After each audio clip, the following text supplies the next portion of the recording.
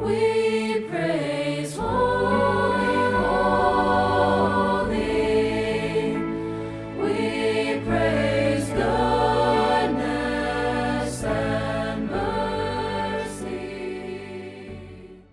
Langit no namon nga Dios, amay namon nga balaan, nagapalapit kami subong sa imo nga may ara sang pagpaubos sang amon nga mga tagipusoon. Buligi kami nga maintindihan namon ng imo nga pulong so that makaangkon kami Ginoo sang spiritual blessing sa sini nga adlaw. Buligan mo man kami nga may strength kami nga mag-apply sang imo nga pulong sa matag adlaw-adlaw sa amon nga kabuhi so that kami nga mga kaanak kanimo makahimaya sang imo nga ngalan. Pakamayuhon mo Ginoong tagsa-tagsa sa pagbaton sa imo nga pulong. Kabay pa Ginoo, ma-share man namon sa iban kag mangin blessing kami sa mga madamo nga taho. Ginatugyan namon ang tanan, especially sa akon Lord, gapangayo ko kaalam sa pag-deliver sang imo nga mensahe sa sini nga adlaw. In Jesus name we pray. Amen. Magapong ko ang tanan palihog. Subong ari na kita sa may ikaduha nga church, ginatawag nga Church of Smyrna. Ang Church of Smyrna na locate ini siya lapit sa may Church of Ephesus. Kung ari diri si John sa may Isle of Patmos and ari diri ang Ephesus lapit sa may Isle of Patmos, ang Smyrna mas lapit sa may Church of Ephesus. May ari ini 49 miles north of Ephesus. Kag ining church in Smyrna nagsugod approximately 53 to 56 AD. When you say AD, it means Anno Domini, year of our Lord Jesus. Kung sa diin na taho ang aton Ginoo, ika-53 o kung 56 nga tuig, nagsugod ining Church of Smyrna, and dungan-dungan man ini sa third missionary journey ni Apostle Paul. And probably na-establish ini during the Ephesian ministry. Remember, last time, natun-an naton nga ang Church of Ephesus, manggaranon sila, tagdara nagsugod si Apostle Paul. Sang church, lapit duha ka tuig or sulusubra duha ka tuig ang iyang ministry dira. So, probably, gin-impluensyahan nila ang Church of Smyrna sang iyang mga upod nga mga nagaalagad sa Ginoo. In Acts chapter 19, verse number 10, nabasa taman ini sang ligad, siling diri, and this continued si Apostle Paul by the space of 2 years, digto sa may Ephesus, so that all they which dwelt in Asia heard the word of the Lord Jesus, both Jews and Greeks. So kung mamangkot kita kung sino nag-pioneer sang church in Smyrna, either ang mga associate ni Paul or locals nga nakabati sang wali ni Apostle Paul sa may church in Ephesus. Gindala nila ang mensahe pabalik sa ila home city nga mong Smyrna. Maybe Epaphras or other disciples ang nagtukod sa sininga church o nagsugod sa sininga church. Now, ano ining Church of Smyrna? Ang Church of Smyrna, matingala ka mo nga amo lang ini ang church nga wala sang rebuke halin sa aton Ginoo, but encouragement ang mabatian naton. Wala ang Ginoo sa may ginsaway sa sininga simbahan. Kanami guruno ko ng aton nga church, wala ang Ginoo sang may isaway. Do you think ang aton nga church wala sang may isaway ang Ginoo? Hindi ko kambal, amen? Ini nga church, ginatawag man nga the persecuted church. Simbahan o kung iglesia, member sa mga taho nga gina-persecute bangod sang ila nga pagtuo kay Lord Jesus Christ. So ini nga church nagaantos. Ini nga church manggaranon ng lugar, pero mga pigado ang mga tumuluo. Bangod kay, ostracize sila sa mga tao sa palibot. Pero nagapadayon sila. So anong mga ma-learn naton diri sa church in Smyrna? Number 1, suffering is inevitable. When you say inevitable, it means hindi malikawan ang pag-antos samtang nagapangabuhi kita diri sa kalibutan, just like the church in Smyrna. Siling diri sang pulong sang Dios sa may Revelation chapter 2 verse number 10.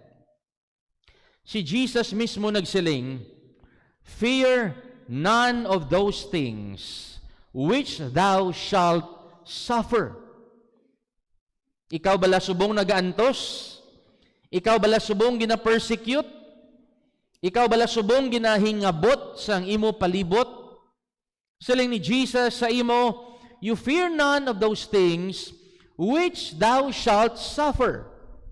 Behold, the devil shall cast some of you into prison, that ye may be tried."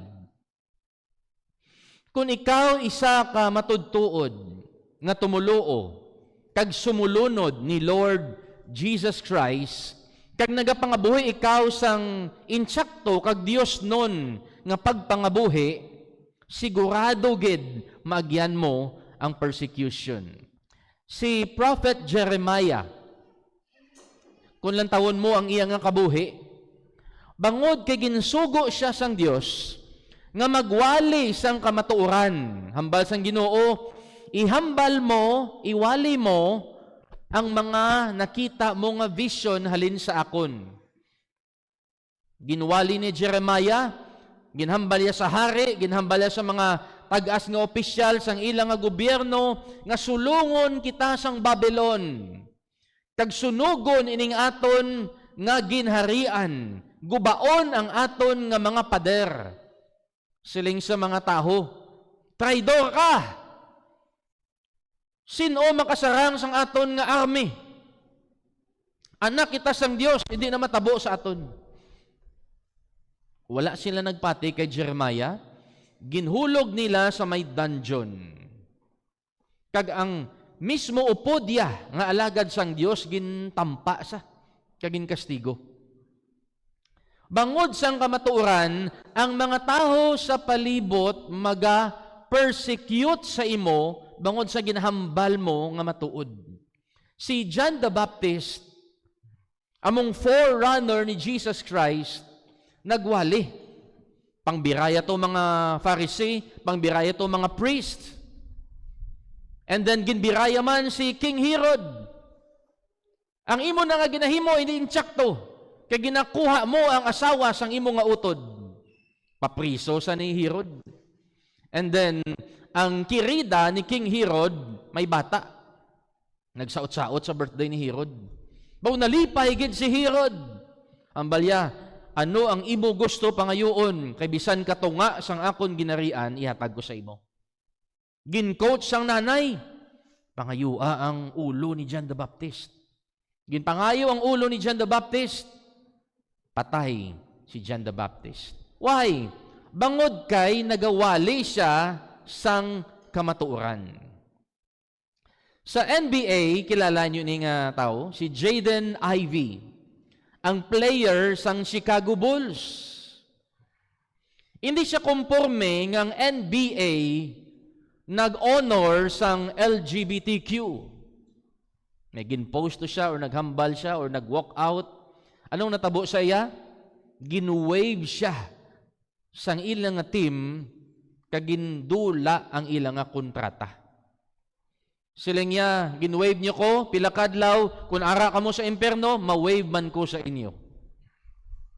Sa Canada, may ara sang bill nga ginpasar nga ang pagbasa or ang pag-quote sang Bible illegal na.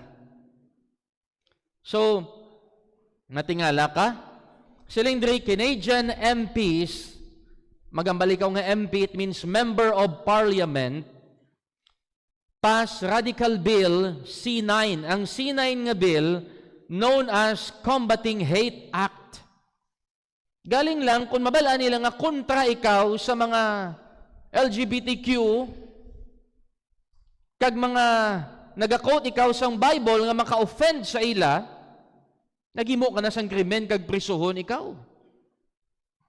Amo na nga subong kita diri sa Pilipinas, while makatudlo kita sang pulong sa Ginoo, teach your boys to be men before the world teaches them to be women.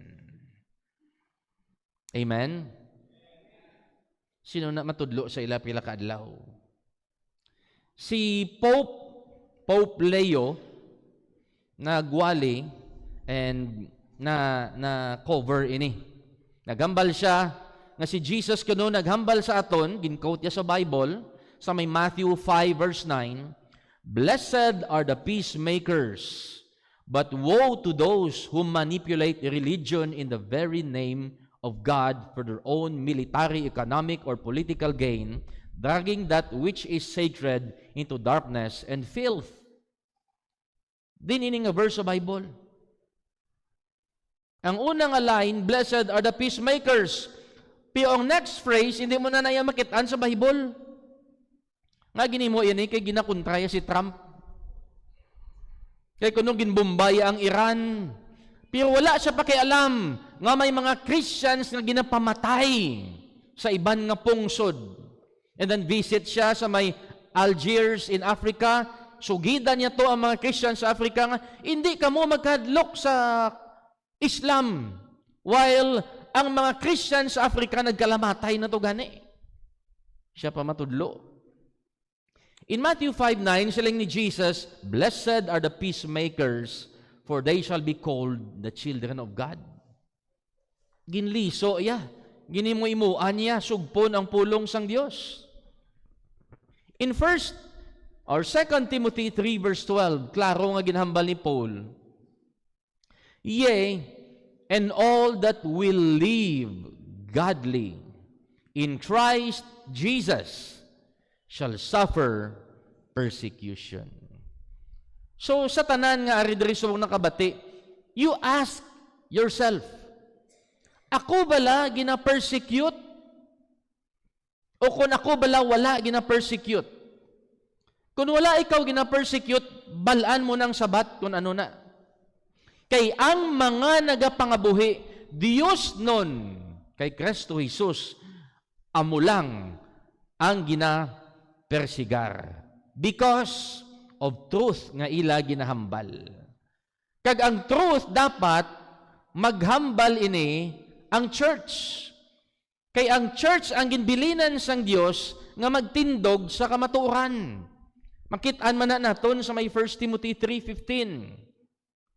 "That thou mayest know how thou oughtest to behave thyself in the house of God." When you say house of God, hindi amuni nga building. Anong house of God?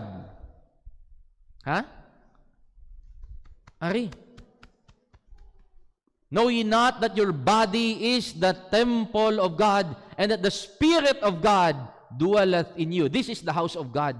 And then siling ni Paul, kinahanglan kabalo kita mag-behave sa balay sang Dios. Ining aton nga lawas.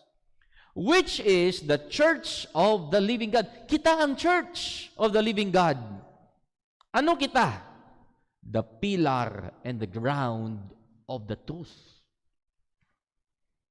Ikaw, nga Kristohanon, kita nga mga anak sang Dios, we are the voice that cries the truth today. And of this truth, we will never be ashamed. Hindi kita dapat magkahuya sa sining kamatuoran. Kung maghipos kita ng mga anak sang Dios, wala sa may matabo sa aton nga pungsod. Wala sila may mabatian nga kamatuoran kag kasanag. Jesus said in John 15:17 through 18, "Kung ang mga anak sang Dios, mga nagapangabuhi Dios nun, gina-persecute sang kalibutan sa mga tao sagwa, ano aton nga himuon?" Siling nga sa may verse 18 kita na mauna. "If the world hate you, ye know that it hated me before it hated you." Kung ginapalangga kamo sang kalibutan, bangod ina kay upod kamo sang kalibutan. Pero kung ginakontra kamo sang kalibutan, bangod ina kay indi kamo iya sang kalibutan. Siling ni James, know ye not that the friendship of the world is enmity with God? Ang pagpakigabyan sa kalibutan, kaawayon sa Diyos. So kung gina-persecute kita sa mga tao sa kalibutan, ano ito himuon? Siling ni Jesus sa verse number 17. These things I command you, that ye love one another. Magigugmaanay na lang gid kita. Kaya ang mga tao sang una, nga mga gina-persecute mga Christians sang una, kung ikaw mabalaan nga Christian, ang silingon sina kamatayon. Pag-antos. Ginapamatay ang mga Kristohanon sang una. So wala sila sang time sa mga hisa-hisa, sa mga chismis, sa mga witi-witi nga bagay nga gamay-gamay lang sugilanon, malain naton buot do mga bingit kita. Patyo na sila sang ilang nga kaaway. Masapa ka pa to nga ginamoy ako ni utod ko mo, ginamoy ako ginambala mo ko ni. Way na naiya sa una. Susubong kung ikaw, Kristohanon, mga witi-witi nga bagay, nga mga sugilanon, mahina. May mga dalagko nga bagay nga importante. Dapat dira kita focus. Ginasugo kita sang Dios that ye love one another. Kita na lang gid nga mag-ululutod, mainaway pa ta. You know what na-realize ko ni? Ang akon nga magulang ariga pamati. Sang buhi pa amon ginikanan, way ni untat away namon. Do si Jackie Chan kag si Bruce Lee bla. Ala may mga flying kick, mga tanan na lang. Pero sa na-realize namon nga si mama nagka-cancer, si papa nagka-kidney trouble. Ala, way na sa may mabulig sa amon. Duwa na lang kami. Ati buligay na lang ta. May naway pa ta nga duwa ka. Kaluluoy na ta. Dapat amo na himuon ta. Hindi to nga mga hisaay o kung ano to klase nga chismis ba ida. Ikaduha, suffering is measurable. Matuod may mga sufferings kita. Pero inang mga sufferings nga na, hindi na siya infinite. May hangganan ina nga mga pag-antos. Kay ginalimit man na sang Ginoo sa mga naga-persecute sa aton. Wala man na ginaalaw sang Dios nga patamaan kita. In Revelation chapter 2 verse number 10, fear none of those things which thou shalt suffer. Behold, the devil shall cast some of you into prison, that ye may be tried. And he said, and ye shall have tribulation 10 days. Diriya ginhambal yan sa may church sa Smyrna. Now, ang connection ini sa aton, kung i-apply naton, when you say 10 days, means may limit. Hindi ni siya infinite. And ba si mamangkot, kamuti, pastor nga, iba na may nagakapatay sa persecution.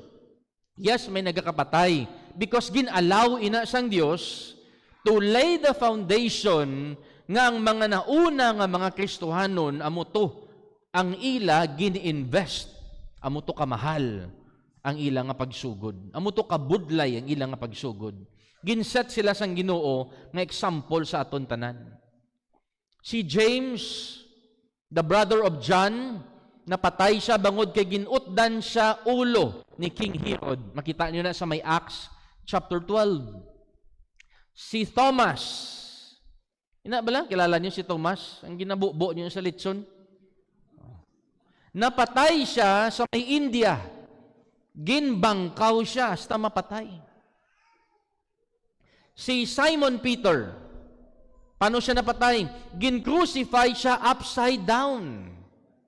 Si Simon the Zealot, kabalo ka mo sang iya kamatayon, ginhigta ni iya nga tiil duwa ka bilog, kag ginpabaliskad, kag nagkuha sila sang dako-dako nga lagari, kag ginlagari ang iya nga lawas.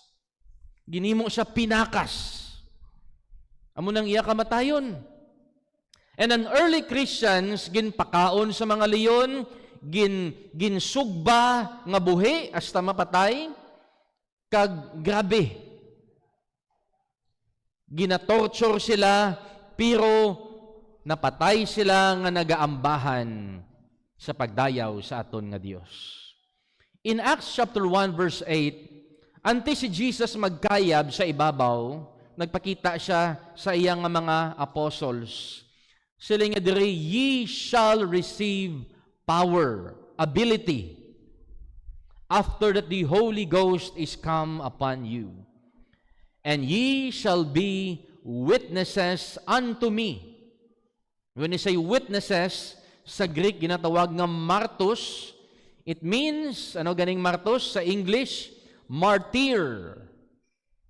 Ang meaning sang martyr, those are called who after his example have proved the strength and genuineness of their faith in Christ by undergoing a violent death. Amo na ginsugo sila sang Ginoo nga mangin martir kamo sa Jerusalem, kay iban sa ila napatay sa Jerusalem. In Judea, in Samaria, anong Samaria? Ang mga pungsod or ang pungsod nga nagakontra sa ila, kag kontra nila. Digto sila masugid sang gospel, sang kaluwasan nga ginhatag ni Jesus. Kag sila niya, and unto the uttermost part of the earth.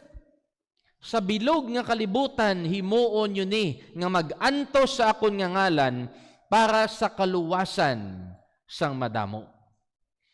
Pero may ara man ang Dios nga mga anak nga wala iya ginaalaw nga mapatay. May ara lang sang sufferings pero ginalimit ya. Makita mo na sa may 1 Corinthians 10:13. Sila nga dire. Basahon naton sang dungan. Ready? Read. There hath no temptation taken you, but such is as common to man, but God is faithful, who will not suffer you to be tempted above that ye are able, but will with the temptation also make a way to escape, that ye may be able to bear it. Di bala ka nami? Nga kung may ara ikaw sang ginaantos, may ara ikaw sang ginaproblemahan sa kabuhi, nga hindi kanagid kagwanta sila sa Ginoo, may way of escape. May ara ang Dios nga solusyon para ikaw makahalin. Sang bulan sang January, alin kami digto sa may Antique, nagwali kami digto sa may Reunion, papuli na kami, nagsakit akon tiyan, grabe nga sakit. Sa malipot nga istorya, ginospital ako 3 days, and then nagpa-check kung ano, kitaan, may ara ko nga kidney stone. 5 mm. Gamay lang, do cheap lang. Do gamay pa sa pari, balang nga corn. 5 mm. Daw cheap lang. Ti asta na gid sa mga sininga binulan, sige, sakit, until nga nakabalik kami liwat sa ospital before kita mag-camp. No, na emergency room ako. Grabe nga sakit. Hindi ka katulog, hindi ka kakaon sang gusto mo kaunon. And even until sa camp, gabatsyag ako sang sakit. Nagabalon ako sang tramadol. Para hindi lang magbalik liwat sa ospital. Siling ko, Lord, ano ni Lord man? Mapaopera na lang ko. Galing hindi ko gusto operahan. Lord, tani, magwa lang siya, Lord, magwa. Tiginaimnan ko sang sambong, potassium citrate, kag parsley. Sang Friday lang ani kaagahon. Siling ko doon nagsailong sakit tao, nagamat-amat patunga. Sakit, nangihi ko. Pagpangihi ko doon may nagkurente. Siko, ano to? Kuot ko ang basin. Kuot ko. Ita ko, tiga, kung pisgaon mo, pilas kamot mo. Amo na ni ang kidney stone ko. Gatulog abi si sayon, dumatumbo ko sa kalipay mo. Yes! Hawak ko ang chip, hawak ko ang chip, hawak ko ang chip. Pirti kalipay ko. Sa ano bala hindi ka na magpa-opera liwat or magpa-opera? Kung operahan ka, pila pa kasimana, imo nga antos. Gisian pa kidney mo, mabayad ka pa sa ospital. So kanami ang aton nga Ginoo, bangod sa pagpangamuyo, ang mga nagpangamuyo sa akon, salamat gid sa inyo pagpangamuyo, talipay ko. Because ang Ginoo nagpakita sa akon sang way to escape. May mga solusyon ng aton nga Dios. Amo to ang sambong kag mga parsley kag pangamuyo. Ti amo man na sa aton. Kung magsalig kita sa Dios, ang Ginoo ya bal-an niya na tanan-tanan nga solusyon sang aton nga problema. Diri sa may John chapter 6, ang istorya diri, bag-o si Jesus nakahimo sang milagro nga nagpakaon siya sang 5,000 men paagi sa 5 ka tinapay kag 2 ka isda. And then ang mga taho, believe sila kay Jesus. Siling sang verse number 15, ginlagas nila si Jesus kay himuon na nila nga hari. Amo na ning hari, tayo himuon na siya naton nga hari kay masarangan niya kita providean. Nagahimo sa milagro. Si Jesus, he departed again into a mountain himself alone. Nagpalagyo siya. Digto na ngamuyo siya. 16, when even was now come, his disciples went down unto the sea. Ginpaunaya iya nga mga disipulo, digto sa baruto, kay sila nga maapa siya, and entered into a ship, and went over the sea toward Capernaum. Makadto sila sa may Capernaum, and it was now dark, and Jesus was not come to them. Kung lantawon mo ang mapa, ari sila sa may Tiberias, makadto sila sa may Capernaum. So 10 kilometers approximately ang kalayuon. Kag siling diri sang pulong sa Ginoo ang cross-reference sang John 6 among Matthew 14. Siling diri shortcut naton ha, verse number 24. But the ship was now in the midst of the sea, tossed with waves, for the wind was contrary. Ang mga disciples nagsakay na sa baruto, kag-ara na sila sa tunga-tunga sang Capernaum kag Tiberias. But silingon tunga lawod sila. And then, ang oras, 10:00 sang gabi. Imaginon mo, sa tunga ikaw sang lawod, gulpi nagbagyo. Ato ba lang drama sang, ano to? Blue team? Namo to? May mga may mga dagoob, may mga pag ito, may mga drum to. John 6:18, and the sea arose by the reason of a great wind that blew. Grabe ang hampak sa hangin. So when they had rowed about 25 or 30 furlongs, grabe na daan ang balod, daw mapatay na sila sa lumos. Imagine, si Peter, si Andrew, si James, kag si John, mga mangingisda ni sila. Kabalo sila maglangoy. Amo ni pangabuhian nila. Pero, bisan kabalo sila maglangoy, hindi sila kasarang sang sini nga sitwasyon sa grabe nga bagyo. Grabe na dumapatay na sila, gulpi lang, ara si Jesus, nagtuhaw, nagalakat sa tubig, nagapalapit sa ila. And they were afraid. Kung sa aton pa bala, may problema na kung nga daan nga dumapatay ko, pagliso nila sa pihak, may bagat pa nga nagapakadto sa ila. Siling ni Jesus, it is I, be not afraid. Kagi ka muna. Nga may problema ka di subong, tapos may problema ka man, magkadto ka to, may problema man to. Hindi man sila kaatras. Kaya sila sa tunga-tunga, maatras sila, kundi madiretso na lang sila. So, hindi sila kabalo sang ilahimuon. They cried, it is a spirit. Pangayo sila bulig. Verse number 21. Then they willingly receive him into the ship. Sa na-recognize nila nga si Jesus to gali, ang nagalakat sa tubig, siling na Lord, kadto di Lord. Now, pamangkot ko sa inyo. Wala ko lang to ginambal sa drama nyo. What is the miracle here? Ano diri ang milagro? According sa inyo gindrama, nga si Jesus naglakat sa tubig. Di ba? Amo tong milagro. Pero hindi na among milagro. Natural na iya kay Jesus. Immediately, the ship was at the land whither they went. Pag-abot ni Jesus sa baruto, pagbalikid nila, nagdungka na ta. Nagdungka na sila dayon. Ang Ginoo naton kabalo, mag-make a way of escape sa aton nga mga problema.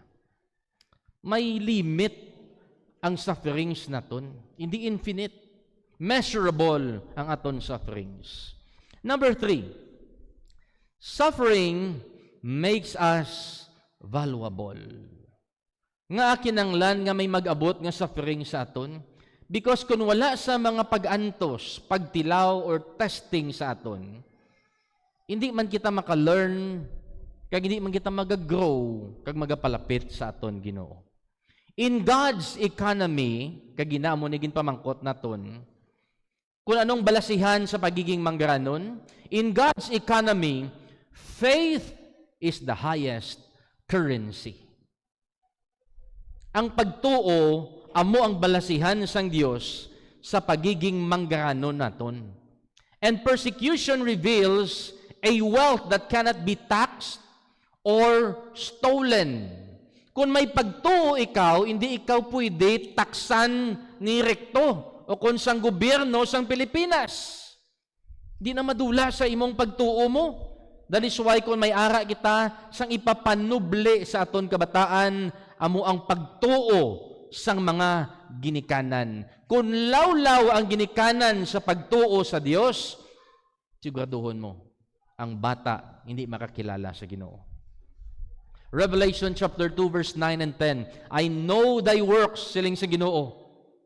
Church in Smyrna, kabalo ako sang inyo ginaobra. Kabalo man ako sang inyo tribulation nga ginaagyan. Kag kabalo man ako sang inyo kapigadohon diri sa kalibutan. Pero manggaranon kamo. Thou art rich, siling sang Dios. Verse 10, be thou faithful unto death, and I will give thee a crown of life. Amuning tuduod nga manggad. Because wala man kita daloon diri halin sa kalibutan, pakadto digto sa langit. Hindi na tumabaton. Mangkot ko sa inyo. Kung istoryahan ang ini nga istorya, sino gusulod sa ulo nyo? Kilala nyo? Si Shadrach, si Meshach, kag Abednego. Paano niyo sila nakilala? Bangod sang inagyan nila nga sufferings. Bangod sang inagyan nila nga persecution. You see, makilala mo ang isa ka tawo bangod sang grabe niya nga inagyan sa kabuhi. Kung istoryan ang Lions Den, sino gasulod sa ulo nyo? Si Daniel. Silang isang iban si Elijah. Si Daniel. Diba? Ang nag-Bible study sa mga leon. Mga leon nga gina-Bible study niya, mga ginpang-reband niya. Kilala ta dayon. Sino pagid na kilala niyo about sufferings? Si Job. Sila niya sa may chapter 23 verse 10, but he knoweth the way that I take. When he hath tried me, I shall come forth as gold. Sang saan o siya nagsiling nga nangin gold sa? Sang tion nga gintilawan sa? Sang tion nga naka-experience sa mga bukol? Sang tion nga ginabayaan siya sang iyang mga friends, sang iyang asawa, nadula ang iya kabataan, nadula ang iyang manggad.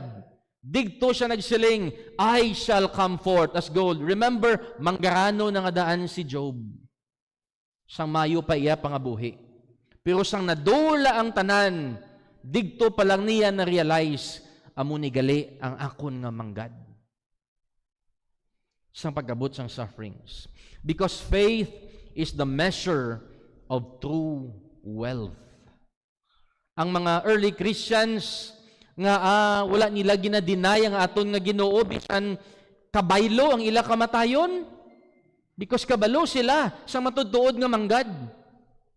Revelation 20 verse 4, and I saw thrones, And they sat upon them, and judgment was given unto them. And I saw the souls of them that were beheaded for the witness of Jesus, and for the word of God, and which had not worshipped the beast, neither his image, neither had received his mark upon their foreheads or in their hands.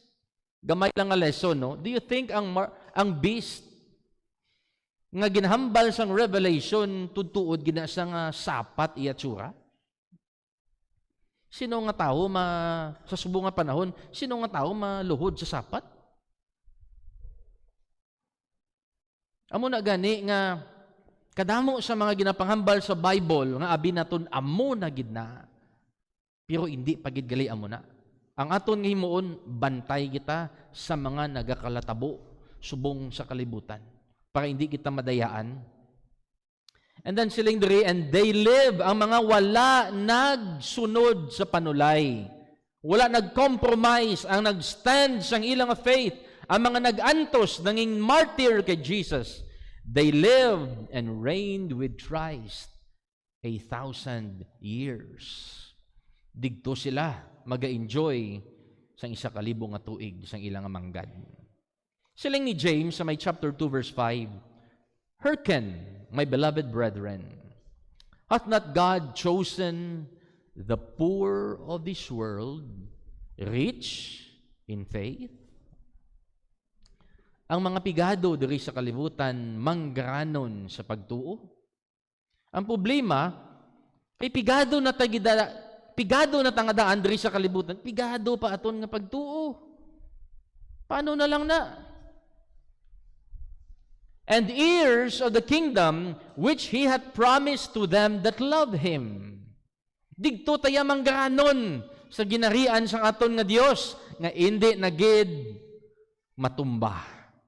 1 Peter 1:7, that the trial of your faith, being much more precious than of gold that perisheth, though it be tried with fire, might be found unto the praise and honor and glory and appearing of Jesus Christ. Digto ta mabalaan kung ano kita kamanggaranon sa pagbalik sang aton Ginoo, kung subong nga tinion nagaantos kita sang sufferings para kay Jesus. Siling sang Romans 8:18, for I reckon that the sufferings of this present time are not worthy to be compared with the glory which shall be revealed in us. No wonder Apostle Paul nagsiling, for me to live is Christ and to die is gain. Si Jesus sa may Matthew chapter 5 verse 10, pakadto sa may verse number 12, nagsiling, sa mga gina-persecute, blessed are they which are persecuted. Kung magambal ang Ginoo nga blessed, it means blessed. Hindi man na siyang iya equivalent, manggaranon ikaw, but you are blessed. Pwede ikaw manginiimol, pero blessed ang imo kabuhi. Blessed are they which are persecuted for righteousness' sake, for theirs is the kingdom of heaven. Blessed are ye when men shall revile you. Ina ba lang ginasuyaan ikaw? Ginakantsawan ikaw? Bangod kay Jesus? Wow, Bible naman siya. Pastor na. Suyaan nga bala. Blessed are ye, siling ni Jesus, kung ginakantsawan ikaw sa iyang ngalan, and persecute you, and shall say all manner of evil against you falsely for my sake. Ginaimuimuan kay istorya, o kung ginasakit ka na gid, bangod kay nagatuo ikaw kay Jesus, kag bangod sang kamatuoran. Ti ano karon pastor kung blessed ano na matabo siling ni Jesus? Magkalipay ka. Ang imo pagkalipay, be exceeding glad, for great is your reward in heaven. Kung ikaw gina-persecute subong siling ni Jesus, parehos lang kamo, kag tupong lang kamo sa mga propeta kaangay sang una, parehos kamo reward. Imagine, katupong mo si Elijah, day Jeremiah, kung ikaw gina-persecute subong. Rejoice and be exceeding glad because manggaranon ikaw sa langit. Smyrna, the persecuted church. Let's review. Number 1, suffering is inevitable. Hindi ta na malikawan ang pag-antos, especially kung nagakabuhi ikaw Diyos nun kay Jesus. Number 2, suffering is measurable.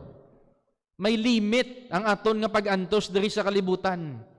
And number 3, suffering makes us valuable.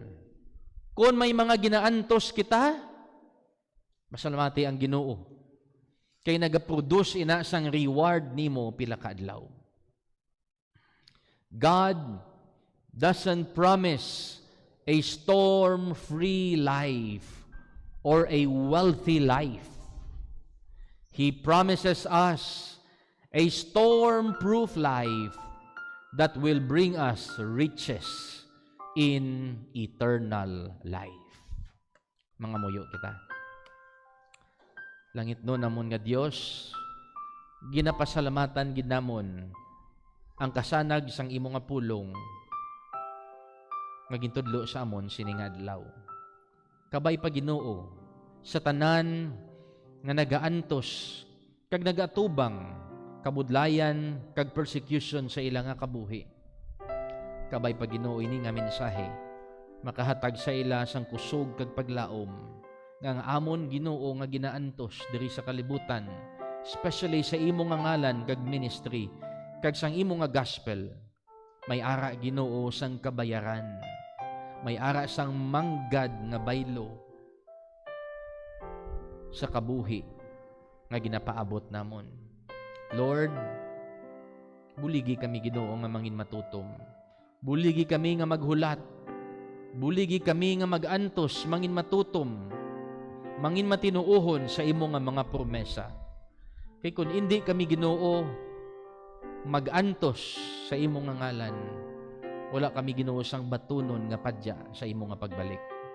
Lord, I pray nga tagsa-tagsa diri ka mga anak nimo makaangkon Ginoo sang spiritual strength nga magtindog sa kamatuoran, magtindog sa imong ngalan, kag magahulat sa imong nga pagkari samtang nagaantos kami. And Lord, I pray ikaw gid mga pabakod sang amon nga mga pagtuo nga makita kami Ginoo sa mga isignamon kapareho nga Kristohanon kag mangin maayo nga testimony, encouragement ang amon nga kabuhi sa ila. Bless kami Ginoo sa amon naman atubangon nga simana sa palabuton nga mga inadlaw. Kabay pa Ginoo nga willing kami mag-suffer kag magbaton sa persecution sa kamayaan sang imong ngalan, Kristo Jesus. Ining amon pangamuyo. Amen and amen.